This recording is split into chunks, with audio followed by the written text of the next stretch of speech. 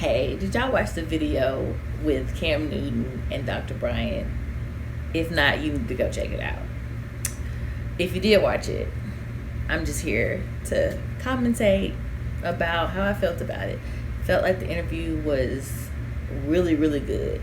I'm proud of Cam Newton putting on such a good interview with such a, to me, high quality woman who seems to be a great therapist, because she's the kind of therapist I would want in my life, and she's the kind of friend I would want in my life, right? And I just kept everything she was saying. I just was like, man, I feel like this is somebody I could be friends with, because like so many things that she was saying was things that I say, but I just don't say certain words, like high functioning, you know what I'm saying? I don't usually use that word, but I understood what she was saying, because it just relates to like mental health. I think when she said high functioning, it related to your ability to empathize with people, and she said these things too, but I interpret it as empathy, your EQ, which is another word for an acronym, I guess you can say, for emotional intelligence, and just being, to me, a good person. You know, a person who cares about other people and their feelings, and you think before you speak. And it just made sense to me that she put that label on it, like high functioning, low functioning people or behaviors, when it came to people. I found it just an enlightening interview, to be honest. The topic that I kept seeing going around social media was about like how Cam Newton was kind of looking at her and suggesting like, you're 40 something years old with no kids and no man, and you shouldn't be, you know, trying to give advice, or at least that's how people interpret it. And you know, even thinking that someone would want to marry her at her age, I guess you can say, and without them having any kids themselves. Like the chances of her finding more men like her in the same situation, no kids, no, you know, no, like still single, it seems like it's slim, because of the society we live in. Like most people her age, in the 40s, even 30s, or I mean whatever her age, the lowest she said she would go was 27, like late 20s, because she said that out of a place of like, hey, I know that a lot of people my age may have kids, but they may still be single. She said, I just don't want kids that don't come from me. And basically that's what she was saying. So I will wait, you know, because that's her non-negotiable thing. And I said, I feel you, because back in the day I used to think that, like before I had the person I'm with now, my boyfriend now, I just assumed that if you find a good guy, you should just, you know, be with that person whether they have a kid or not. And for the longest of time, I felt that way, because I said, you know, there's a lot of good guys out here, they may have a kid, you know, but it's like, if you don't want kids, you know, if you don't want a blended family, if you really just want your family to start with your marriage, I totally get it. So I have come to that place, you know, over some time, you know, that I really don't want to, you know, have a relationship or be married and begin a relationship where there's children already in it. I've talked to guys in the past where they've had children, and to me it does complicate things for a person who doesn't have children to lower my voice because his daughter was sleeping. I was just like, wow, because I wasn't being loud. But apparently I had kind of raised my voice when we were watching TV one time. And I just knew then that I was just like, this is not going to cut it. Because I was like, this was the most simple thing, but it just aggravated me in a way. And I know that's about respect, like, oh, my kid's sleeping upstairs. I get it. But I said, we shouldn't even have to be worried about this. If I didn't put myself in this situation, I would. And honestly, we didn't continue talking at all. And we weren't that serious anyway. But that little moment revealed to me, like, I know I can't do this. But I still persisted to later on in life to just probably talk to a person who does have a kid.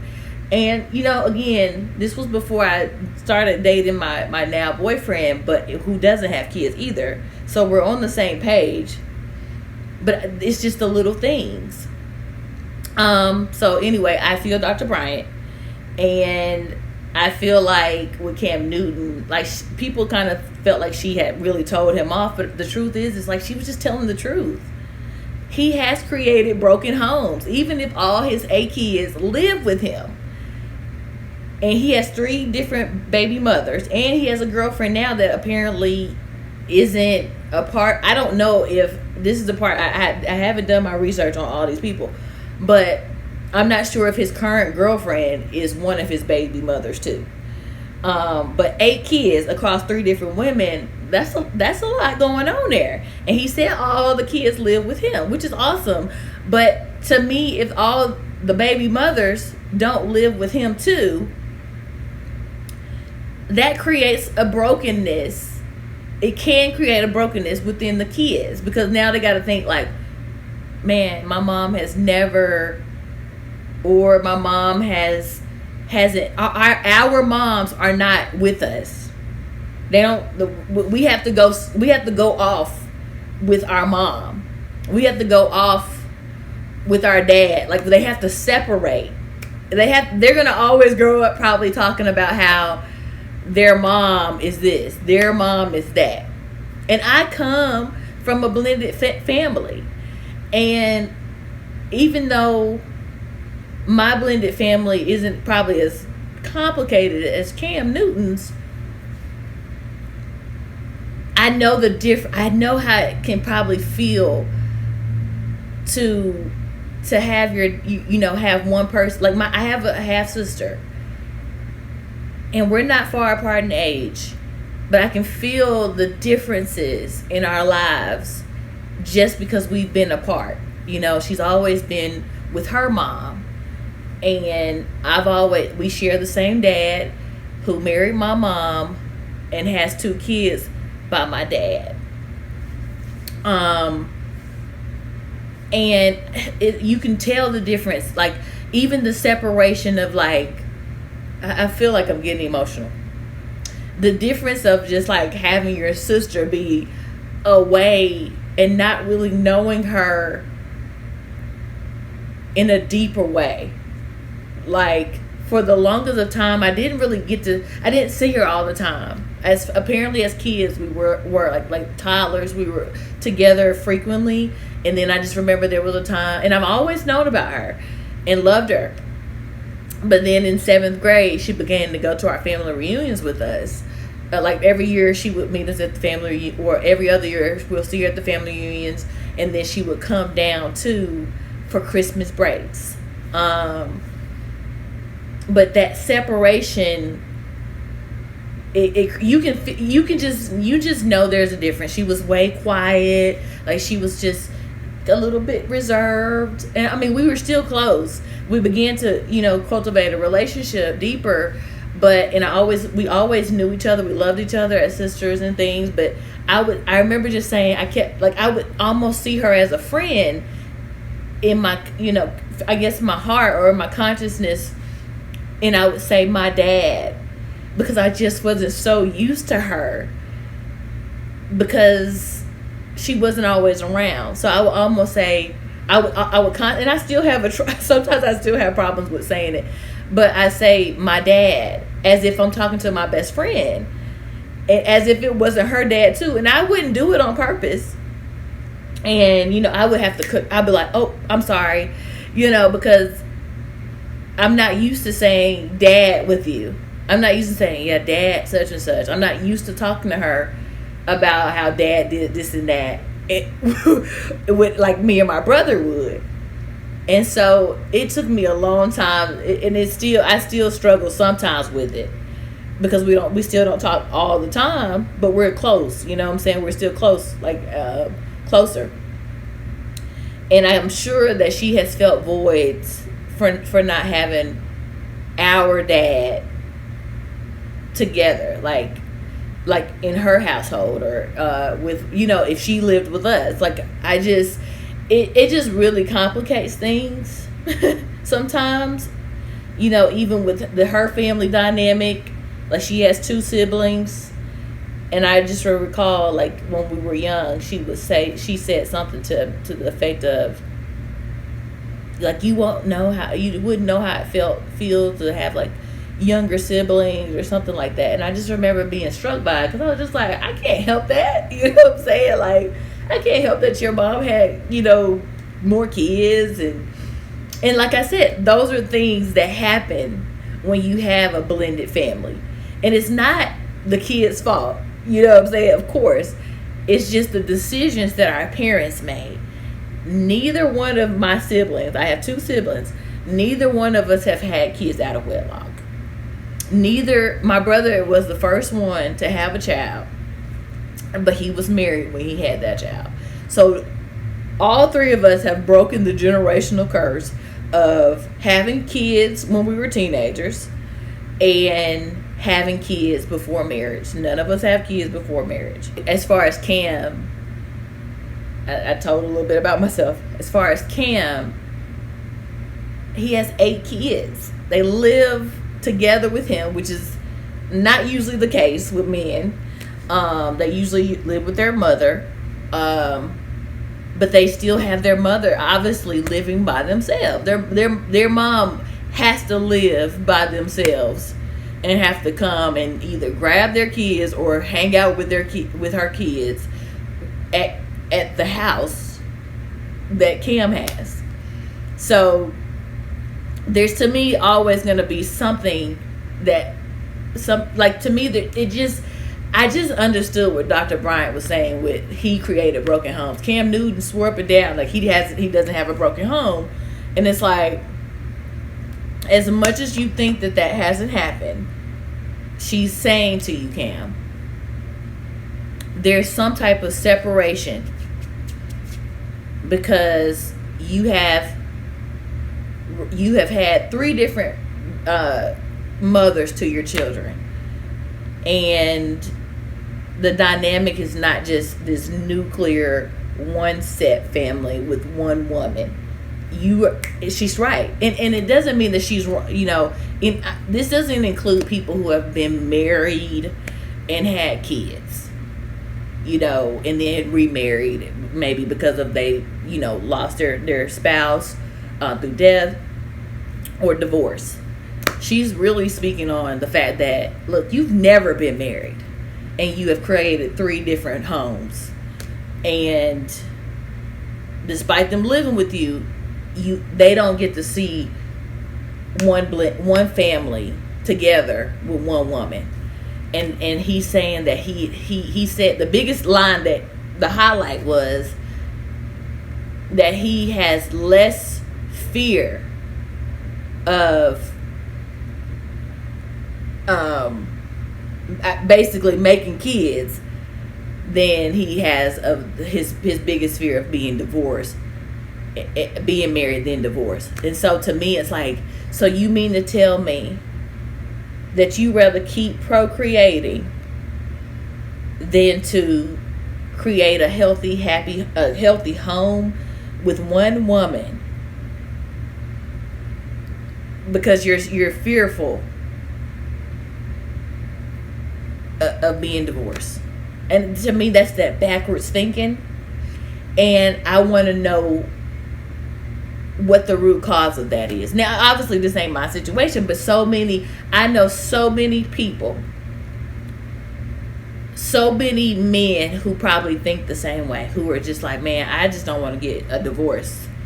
And I'm like, well, first of all, you're more eager. To me, you're putting yourself in a situation where you are making children, making broken homes, and now you're in a lifelong relationship with their mother,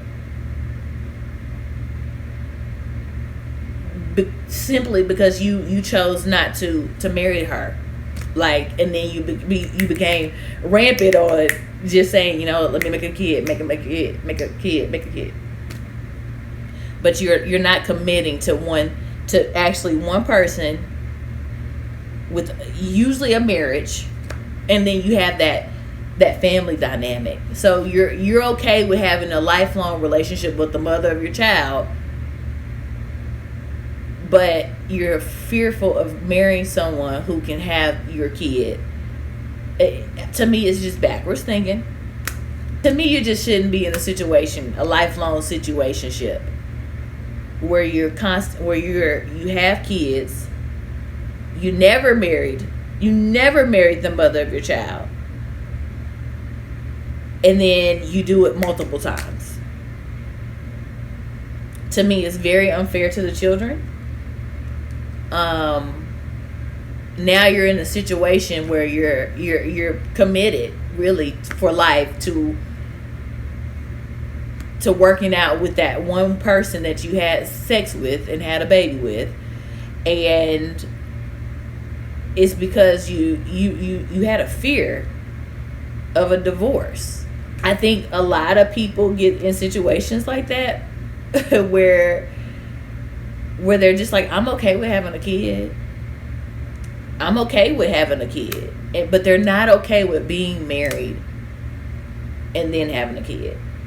I don't get the logic. I would love to understand what the logic of it is. To me, it always is fear. Fear of things not working out. Fear of failure. But I don't get the lifelong commitment to having a kid, but not giving yourself an opportunity to be married and happily, joyfully married. You're gonna go through things. It could end in divorce, but wouldn't you rather bring a child into the world through marriage? And honestly, I'm a product of not in wedlock. I'm a product of that. But my parents got married shortly after I was born, but my dad committed to my mom, after the fact. And like I said, it creates all these things to me that can hurt different people. The mother, it can hurt the father of the child. It can hurt the kids. And there's so many dynamics that happen when you aren't married and have kids, or you have more children outside of that one mother. It's just a lot. I think it's a lot that goes on, and I'm just not understanding the logic of saying, I'd rather have children first and repeatedly say I want children, have children, and then don't get married to any of these people. And then because Cam Newton said, I want more children. I have 8 kids. I want more children. But you have a fear of being divorced. So it's like, what is the root cause of this, and how are you gonna fix it? I feel like Dr. Bryant really gave him some the basic way of trying to work through that, and I think it helped out a lot of people, women and men. And I saw a lot of things on Facebook where people were like, she was talking to me. Like men saying this, like, man, it lets me know how selfish I was, or how selfish I am. And I think when you can help someone in that way, it's like, that's powerful, because now you can see that what you were doing was a bit selfish, and you were playing around. And Cam Newton kept saying, this is the situation I'm in, or this is the situation and this is how I dealt with it. And it's like, but you kept putting yourself in that situation too. Like, you knew that you wanted to have kids, and you made them, with no commitment. You know what I'm saying? And how do you overcome this lifelong thing? All you can do is, to me, do better going forward. And the way you do better going forward is stop procreating with people that you're not married to, that you won't be married to. And you have to get, but the truth is, you have to get to the root of why you're so fearful of divorce, but you're not fearful of having kids brought into the world and create broken homes. And half of it is probably just his thought process of thinking it's not a broken home because they live with him. That's not very fair. I know a lot of people who my mom comes from a blended family, and a big blended family, like 19 kids in total, I think. And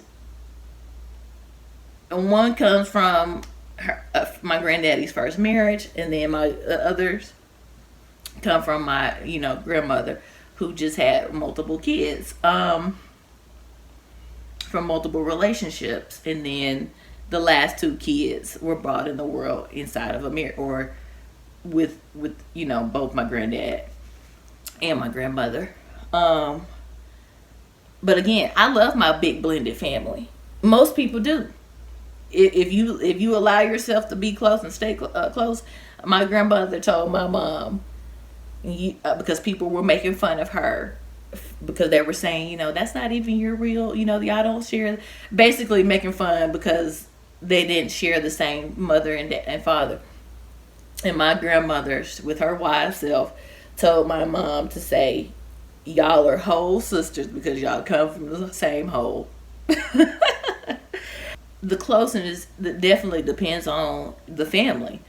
And my family was raised to love one another and don't fight with each other. We really do have each other's back. But I think a lot of us have tried to learn from our generational mistakes. And some did well in not doing the same things that our grandparents did, and some didn't. You know what I'm saying? So, but we're still trying. Again, these are things that you have to get to the root cause of. We have to be real about how it affects us all, to not either know our parents, the parent that we're not living with, or to not know them as well or be close to them, or the other siblings that come. We have to be real about how it feels to be a part of a blended family. We don't keep it real enough in this arena. I know a lot of people who come from what we call broken homes, blended families, and a lot of them have some type of hurt from being separated in a way. And I have people who come to mind, like friends, family, even my own dynamic. Even though me and my family are close, I know how it feels to be a sibling of a blended family. I'm like, man, I didn't grow. I wish my sister grew up with us. You know what I'm saying? Like, I knew her, but I wish she grew up with us. I wish she was always there. Because sometimes I feel like, man, I'm closer to other people that's been in my life as a big sister, but she's my big sister too, even though we're only a few months apart. she's my big sister, but she was like not around all the time. So it's just like there's that almost like that void of having a big sister around who you can be in a room sitting down talking about boys and problems and these girls together as sisters and doing each other's hair and making up dances in the room. Like you feel that. You think about like, man, what would that have been like?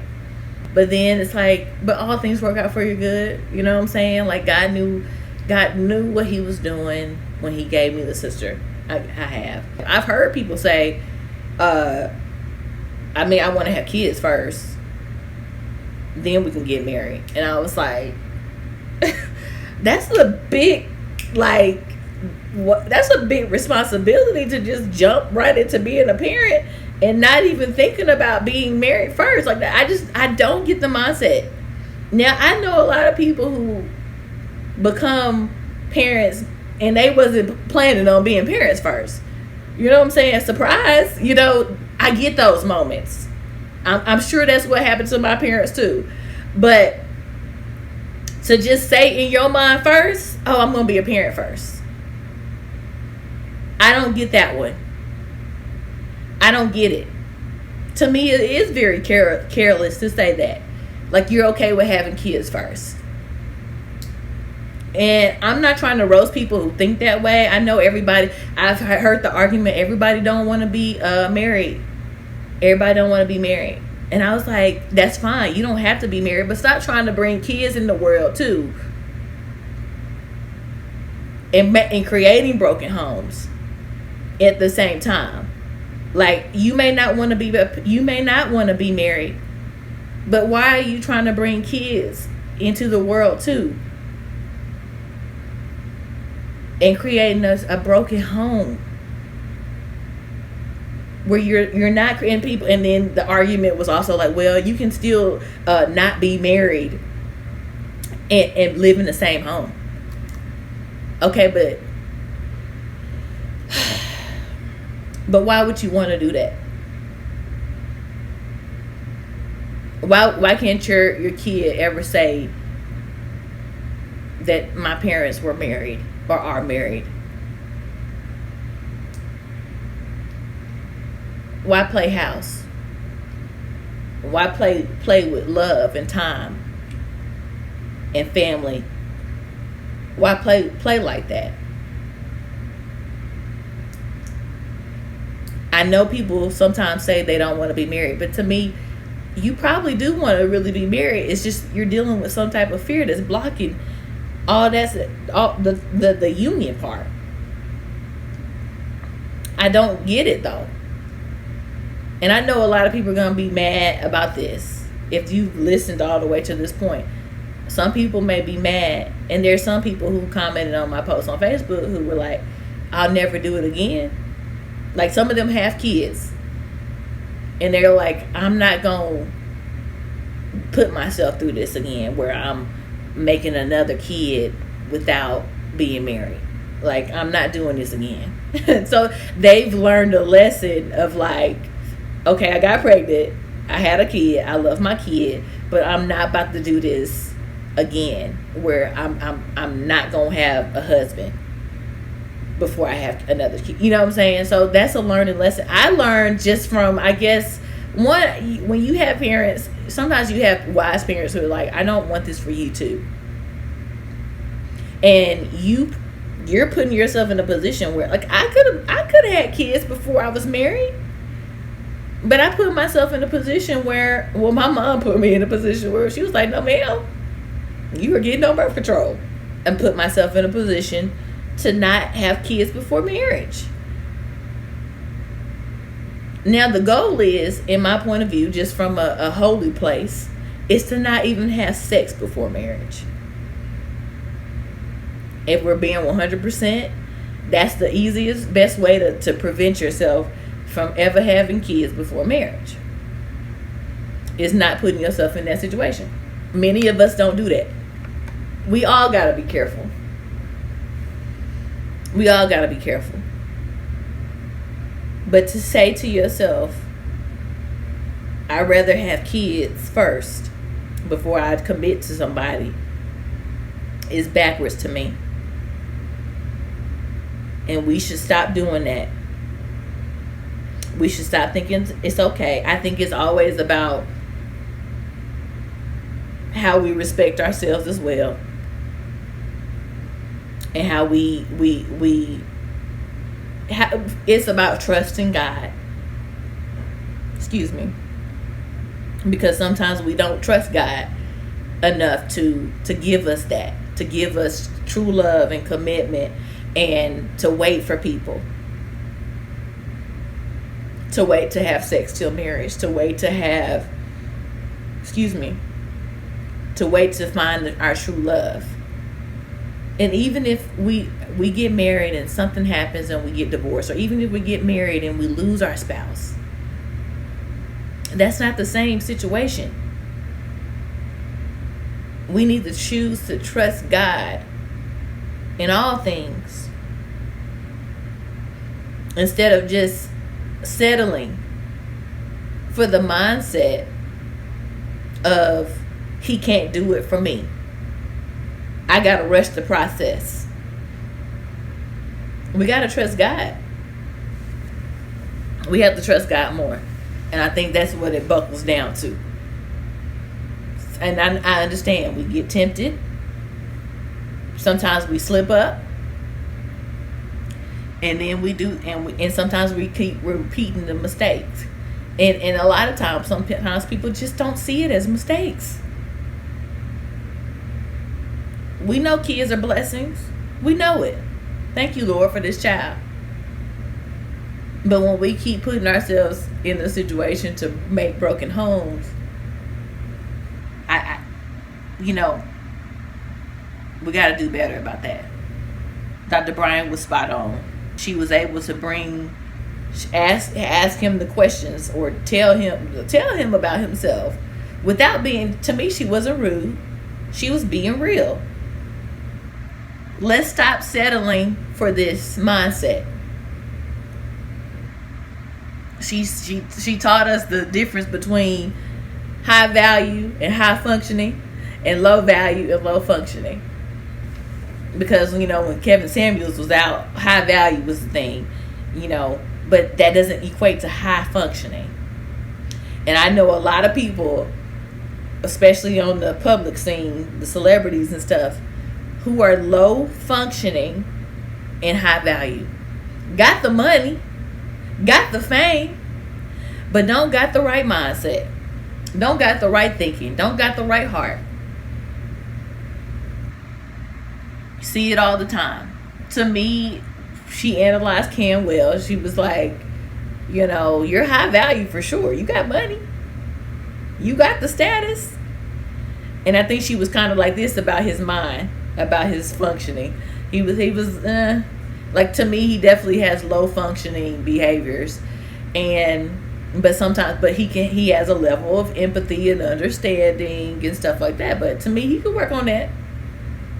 And the thing that me and Cam got in common is that we graduated from the same school, Auburn University.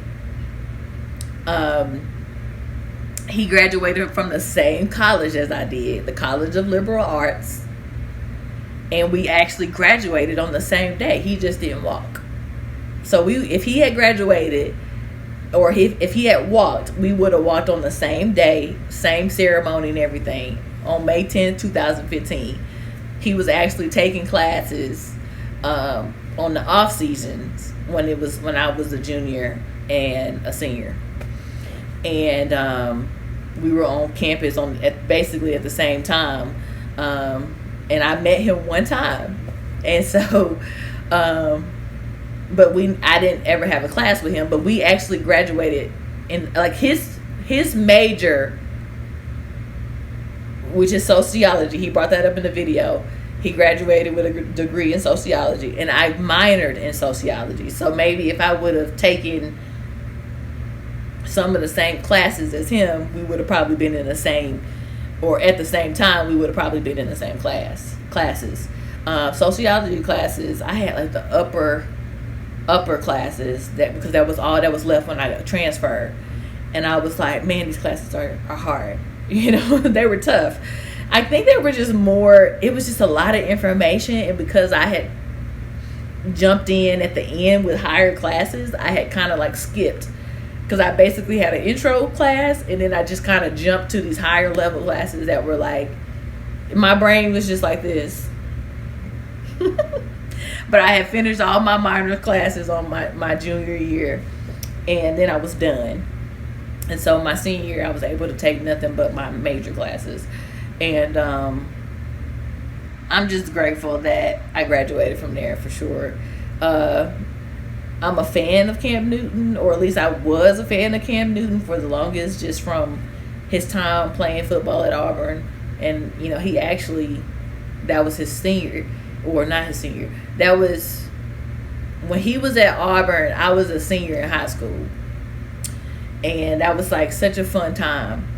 And to be able to have that full circle moment where I stayed 2 years behind to go to community college, and then for him to be on campus, you know, my junior and senior year, that was pretty cool to just kind of know that we graduated at the same time.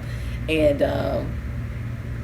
you know, I still have a lot of respect for him, but, you know, you can see where the mindset and stuff, the changes and stuff, and people, and you're like, I never would have thought that you know, would have done all these things, you know. But I'm just grateful for the interview and just seeing what Dr. Bryant had to say.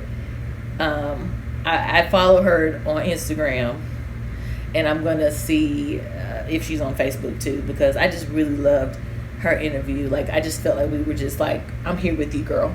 I'm here. Did y'all enjoy the interview? If so, what were some of your key takeaways and things that you liked about the interview? Some questions that you have about the interview? Any questions that you even have for me? Or comments? I know there's gonna be some comments where I'm like, I disagree, or I feel you, and I'm open to all those things.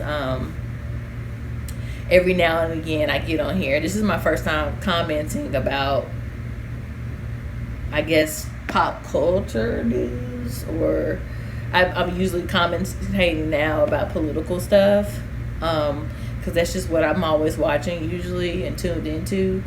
But every now and again, you know, I'll watch an interview or something that's trending with, you know, our community, and, you know, people that's public figures like Cam Newton, you know, Cat Williams. I haven't done anything on that, but maybe I made a post about it on Facebook or something. I don't know. But I'm just kind of gearing off on YouTube a little bit more. And so if you stayed to the end, thank you.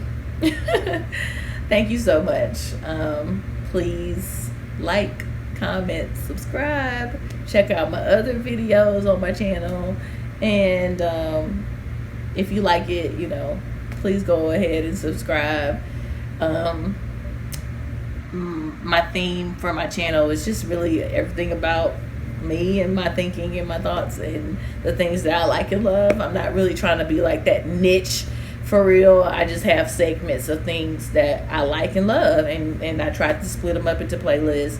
I know everybody's not going to want to watch everything that I do, so you can commit yourself to a playlist and follow that, or add that to your library on YouTube, so you don't have to like see everything else that you don't want to see from me. But nonetheless, love y'all. Thanks for watching. Bye.